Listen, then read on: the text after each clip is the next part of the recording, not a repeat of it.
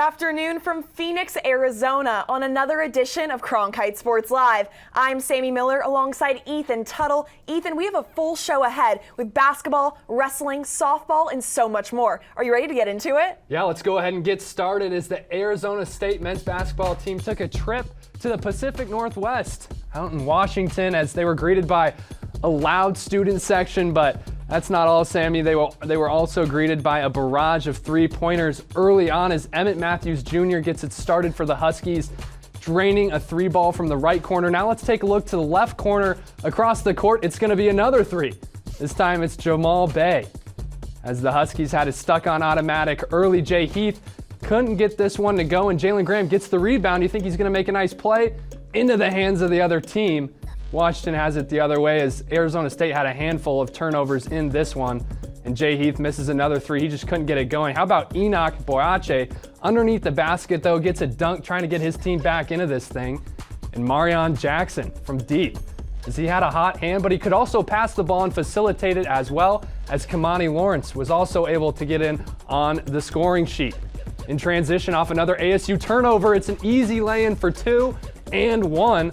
As Washington up big in this one, and pretty much from there, that's all she wrote, as Washington had a terrific surge in the back half of this second half. Enoch Boyache doing just about anything he can to try to get his team back into this one, but it would come to no avail as Jake Seymour is going to take us back and walk us through what a hectic week of basketball we had in Tempe.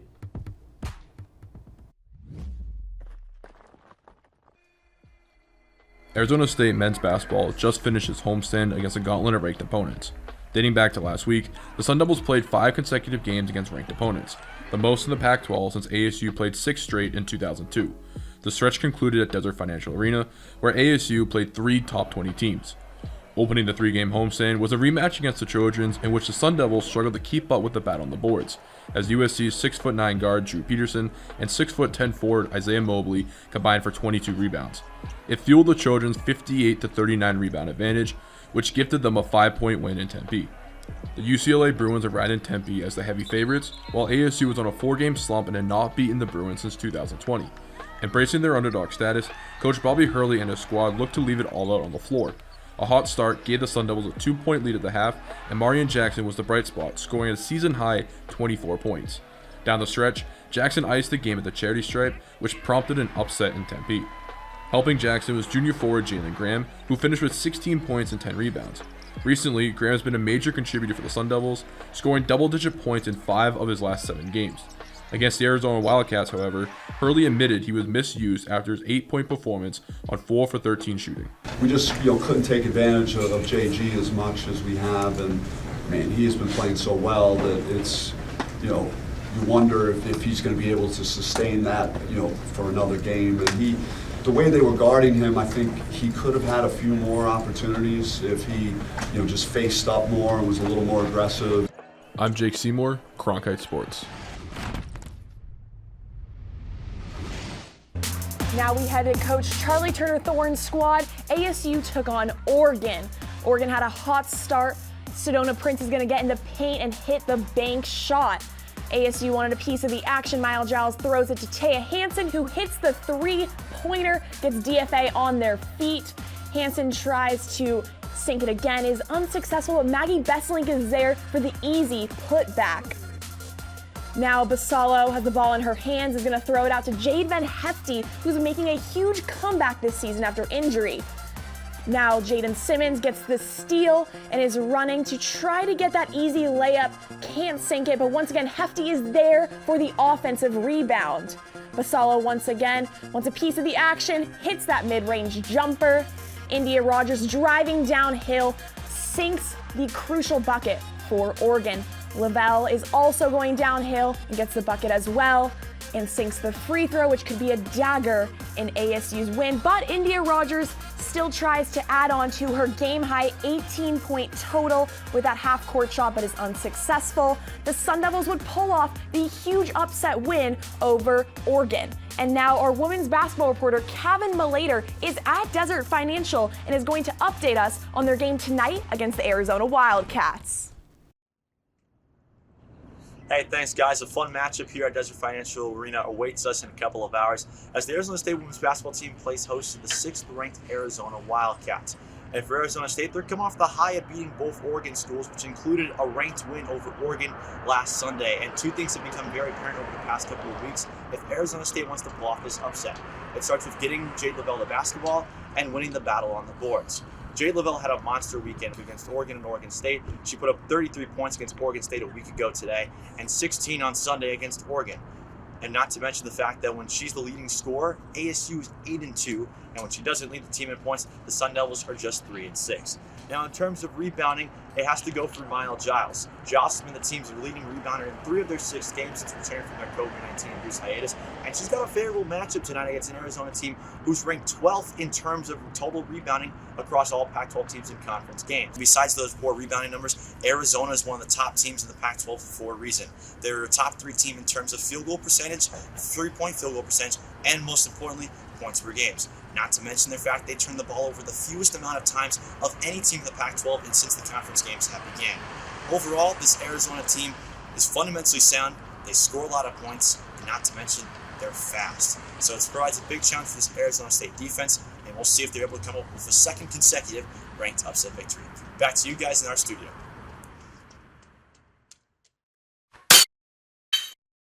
Thanks, Kevin. Like you noted, Jade Lavelle has showed time and time again to be the Sun Devils' saving grace. The 5'11" wing from Boise State is a stat sheet stuffer. She's lethal from mid-range and can effectively catch and shoot on the perimeter. Her strong performances against the Beavers and Ducks led the Sun Devils to huge wins against these tough competitors. Now looking to the men's side, their go-to offensive weapon has been Jalen Graham. In the Sun Devils' triple overtime win against the Bruins, his 16 points came in clutch, as well as his dominance on the glass. Both of these players will need to continue to lead their teams offensively if they want to find some more success. ASU wrestling has been nothing short of dominant on the mat as they just keep killing it. In fact, they've been so dominant, they still have yet to drop a single match at home. For more on the Sun Devils' dominance in the Pac-12, here's reporter Jack Bartlett. ASU just concluded Pac-12 play for the regular season. With a win over Little Rock on Sunday, it hasn't lost to a conference rival in 3 years and 9 days. The Sun Devils have won 3 Pac-12 titles in that span and have been more than dominant during this era. They beat Cal Poly 43-0 on February 15, 2020, and on January 2, 2021, ASU beat Little Rock 39-3.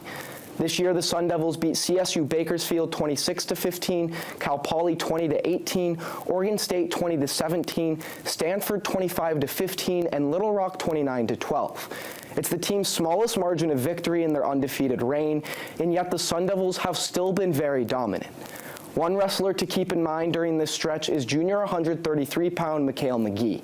He earned his 100th victory this past weekend and has 2 Pac-12 Wrestler of the Week awards this year. He has the 7th most tech falls in the nation this season, 2 of which came against Pac-12 foes.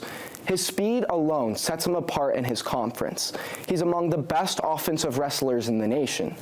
Coach Jones constantly mentions that the grind is to always get better. So ASU's dominance in the Pac-12 recently isn't sufficient enough for him. Moving forward, the Sun Devils will host the Pac-12 Championships on March 6th and then head to Detroit for the NCAA Championships later that month. And here's Reese Andrews with the preview for ASU's next match against Mizzou. Number 13, Arizona State Wrestling, is set to take on number 10, Mizzou, for one of their toughest matchups of the season. Mizzou coming off a huge upset last week, beating the then-ranked number 6 Oklahoma State Cowboys 21-20. Let's take a look at some of the key matchups. First, number 3 ranked Ja'Cory Teamer, one of 2 undefeated Sun Devils, will take on number 21 Jarrett J. Cuse at 157 pounds. J. Cuse is coming off a 2-1 decision loss to number 18 Wyatt Sheets and looking for a bounce back against Teamer, but that is no easy task. Teamer is coming off an 18-6 major decision victory at Little Rock and hopes to keep his undefeated streak going. Next, at 197 pounds, number 9 Cordor Norfleet versus number 8 Rocky Elam. Norfleet is coming off a 20-3 technical fall win in Little Rock, while Elam had a close matchup against Oklahoma State's backup Gavin Sticka. Elam defeated Norfleet last year 9-1, eliminating him from the bracket at the NCAA Championships, so Norfleet is looking for revenge. And finally, the marquee matchup of the night, number 7 Anthony Valencia versus number 2 Keegan O'Toole at the ever-competitive 165-pound weight class. Valencia has had a rough patch in the last 3 duels, taking 2 losses, in a 9-1 major decision loss to Cal Poly's number 1 ranked Evan Wick, and a close one to Stanford's number 3 Shane Griffith, and now he will take on number 2 Keegan O'Toole. Valencia will face his 4th top 20 opponent and 3rd top 10 in the last 4 duels. As for O'Toole, he won a close one 3-2 against number 8 Travis Whitlake. It's sure to be an exciting matchup and close to the very end. You can catch the action at DFA this Saturday at 6 p.m. For Cronkite Sports, Reese Andrews.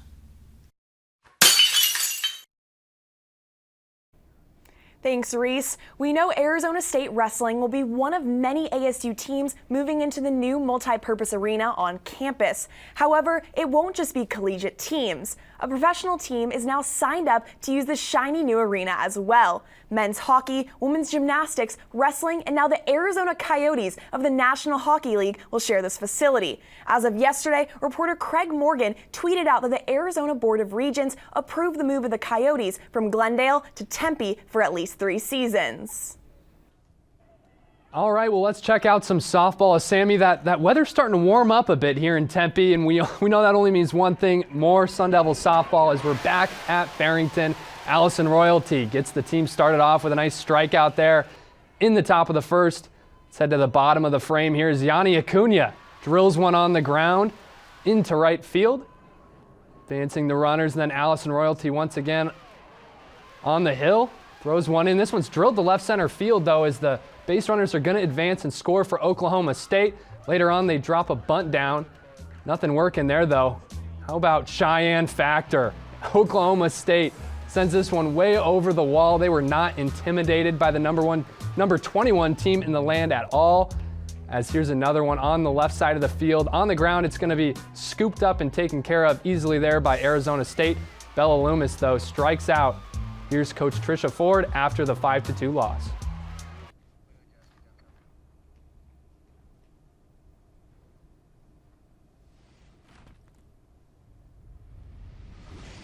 Yeah, I mean, I think it's always good to get the nerves, ironed out a little bit, and get to see a live arm that you haven't seen.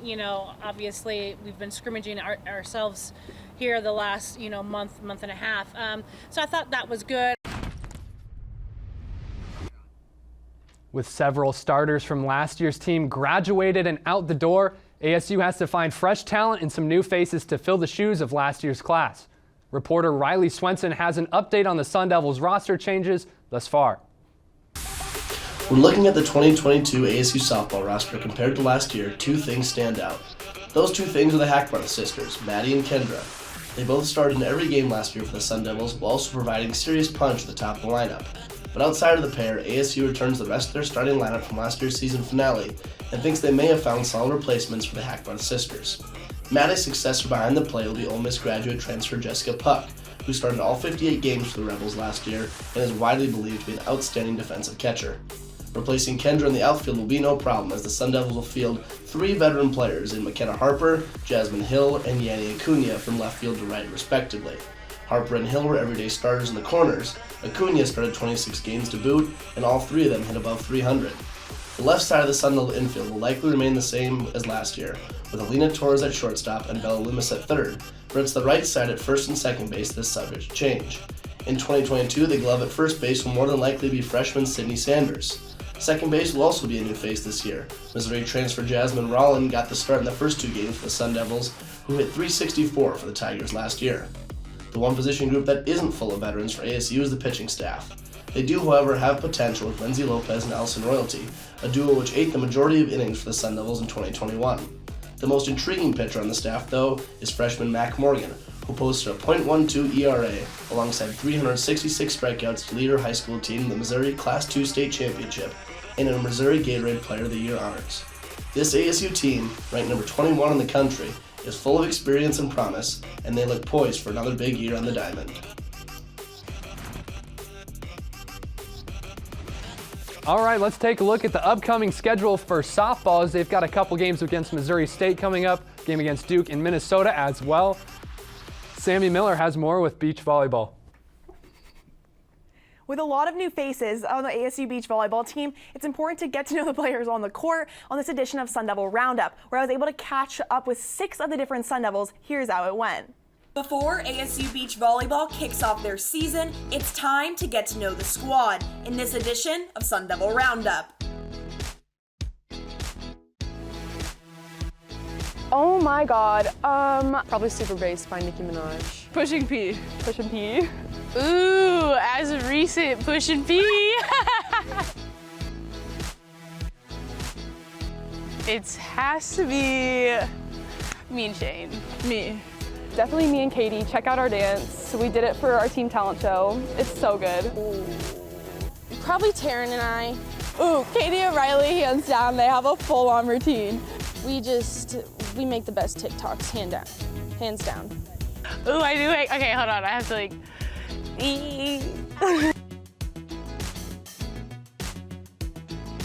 The Office. The Office. Ooh, I really like The Office. Yellowstone. Oh my god. Vampire Diaries. I just finished Euphoria. It's fire. Oh, Shane. Yeah, social media queen. Shane Burleson. I mean, I would say me, but I don't. Maybe Shane. Probably Shane.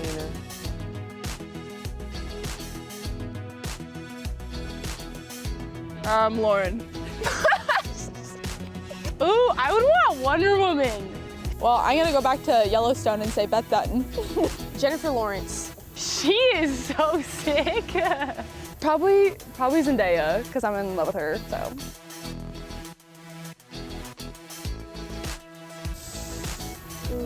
Ooh, that's a good one. I don't really have a reason, but I probably just want to like shape shift into different things. Speed. Probably super speed. Either, to fly. Ooh, probably to read people's minds. I need like a hat. I need a hat. Give me a hat. Oh, well, let me back up for this. This is Brad. Come on! This will be my fake hat, okay? Oh gosh, well Maya just stole it. It was the hat throwing. Hey, girls. I love my children. So whenever I shank a ball, it's always boom. Hat down. Hey, hey, hey, hey. The sprinklers! Stop. Be here and see everybody, and sorry, that just distracted me.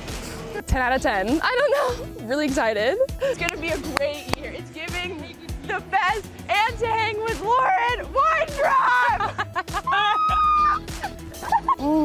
That's a good question. You might have to cut out this part because I have to think for a second. Hold on. Don't say that, okay? Come to our new chords to watch us ball out. Forks up. This team will look to bring this energy and fun into their season that is just a few short weeks away. But for now, this has been Sammy Miller from Cronkite Sports.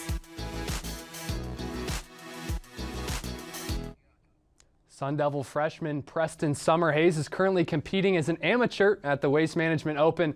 He'll be rubbing shoulders with some of the best competition on tour, including John Romp, former Sun Devil and world #1 currently, as 7 years ago he was in a pretty similar situation as Preston Summerhays, playing in the Waste Management as just an amateur. Reporter Jack Pearson is going to unlock the vault and show us Romp's performance from 7 years ago.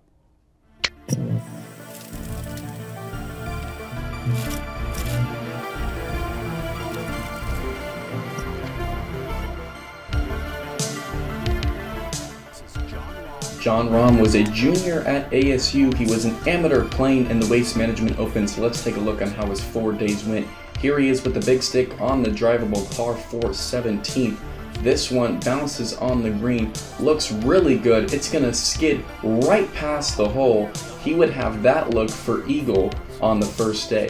Here's that look for the eagle. This one is good for Romp with a fist pump. The young buck not scared of the big tournament here in Phoenix, Arizona.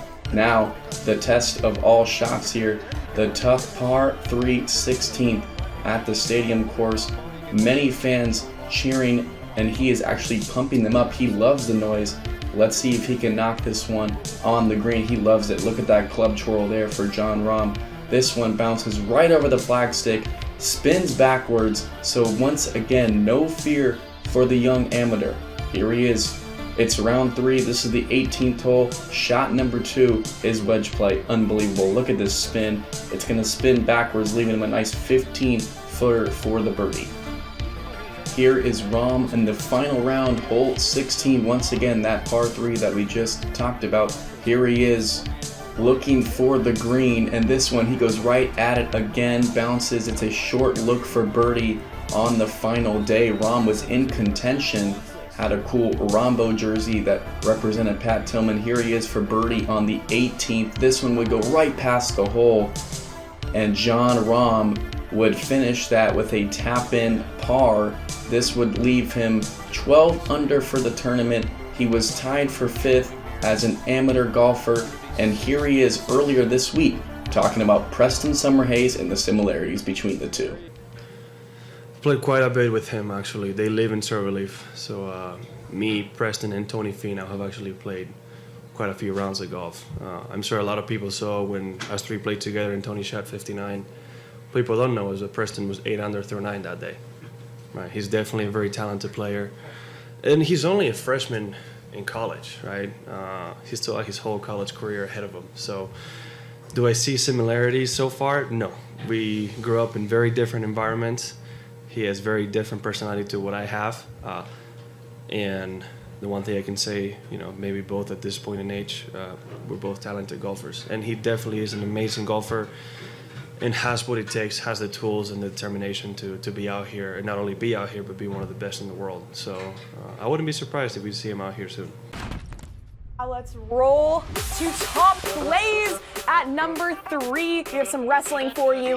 McGee is up 10-1, and he is going to go with the Uno reverse card and a near fall, but he went on to win 17-1. Play number 2 is Tim Lovell throwing it towards the inside of the crease, and Colin Tyson there to scoop up the garbage. Gets a nice one there. Hey, goal's a goal. And now something you don't see quite too often. Not 1 free throw, 2, but 3. Make it 6 consecutive free throws from Taya Hansen. ASU would win 67-57. Thanks for sticking with us once again for another installment of Cronkite Sports Live. For the entire crew in studio and Sammy Miller, I'm Ethan Tuttle saying so long and goodbye.